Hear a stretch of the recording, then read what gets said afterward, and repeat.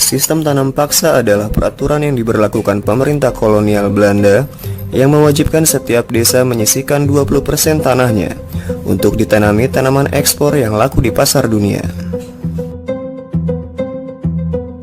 Tanaman ekspor tersebut antara lain kopi, tebu, kayu manis, karet, lada, tembakau, teh, dan tanaman-tanaman lainnya. Besarnya biaya perang Belgia dan perang Diponegoro yang dihadapi Belanda membuat keuangan Belanda di ujung kebangkrutan. Akhirnya, pemerintah Belanda menemukan cara untuk menutup kerugian dari biaya perang tersebut. Solusinya adalah dengan kultur stelsel, atau secara harfiah berarti sistem budidaya. Kultur stelsel ini pada praktiknya adalah sistem yang memaksa rakyat jajahannya menanam tanaman ekspor demi keuntungan pribadi Belanda. Sistem tanam paksa diprakarsai oleh Johannes van den Bos yang diterapkan pada tahun 1830. Sistem tanam paksa memiliki beberapa aturan. Aturan-aturan tanam paksa yang telah dibuat dan disosialisasikan ke rakyat pribumi nyatanya berbeda jauh dari pelaksanaannya di lapangan. Rakyat diwajibkan menyediakan 1/5 atau 20% tanah miliknya untuk ditanam tanaman ekspor. Namun, pada pelaksanaannya, Belanda merampas lebih dari 1/5 tanah, bahkan seluruh tanah milik rakyat, jika tanah tersebut subur. Pada aturan lain tertera, jika rakyat gagal panen, maka kegagalan panen tersebut adalah tanggung jawab pemerintah Belanda. Namun, pada pelaksanaannya, justru rakyat yang harus bertanggung jawab jika terjadi gagal panen. Kegagalan panen akan membuat rakyat semakin menderita dengan hukuman cambuk atau dipukuli oleh prajurit-prajurit Belanda.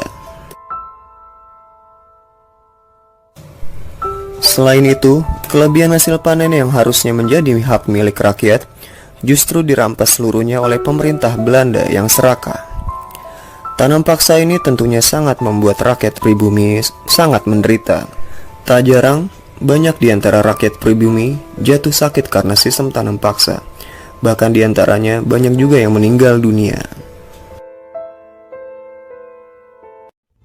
Bagi pemerintahan kolonial Belanda, sistem tanam paksa ini sangat sukses membuat negeri Belanda kaya raya.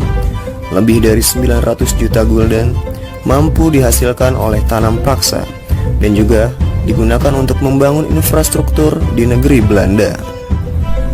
Sistem ini akhirnya mendapat kecaman dari berbagai kalangan, termasuk orang-orang Belanda sendiri.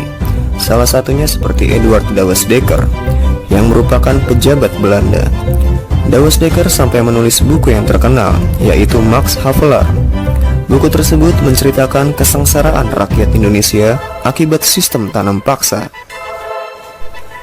Kecaman juga datang dari seorang misionaris dan anggota parlemen Belanda, yaitu Baron van Heuvel. Van Heuvel mengecam tanam paksa sebagai tindakan tak berperi kemanusiaan. Ia dengan gigih berjuang menghentikan praktik tanam paksa lewat parlemen Belanda, yang kemudian diikuti dengan tokoh-tokoh Belanda yang lain. Protes yang gencar dilakukan tokoh-tokoh humanis Belanda akhirnya mampu menghapus sistem tanam paksa secara perlahan-lahan. Tahun 1865, kayu manis, teh, nila dihapuskan. Kemudian 1866, tembakau juga dihapus, menyusul tanaman tebu pada 1884.